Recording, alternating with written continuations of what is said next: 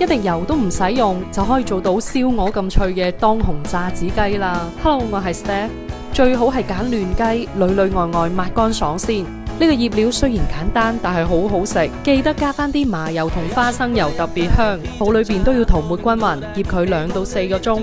擘低脆皮水3件套，將佢加熱溶化就得啦。開始啦，先幫隻雞燙一燙皮，去緊啲油污，再全身均勻塗上脆皮水，跟住可以攞去風乾啦。風乾嘅方法可以參考屏幕。今日特登用東芝水波爐 D95，佢呢個仿古石窯烤最易效果好。烤之前上啲加熱溶化咗嘅黃油會更香脆。烤嘅時間記得參考屏幕。溫度上得快，已經上色啦。燒雞嘅香味撲面而嚟，賣相一啲都唔比炸嘅差。攤佢5分鐘先。今日乾脆唔開火，做小朋友中意食嘅法式烤羊排。下層同步做瑤柱海參蒸蛋，先將啲蛋蒸熟。用過熱水蒸氣烤技術就唔易上火，真係全家嘅口味都兼顧到啦。隻烤雞真係好似燒鵝咁脆，仲鹹香入味，俾粉絲先食。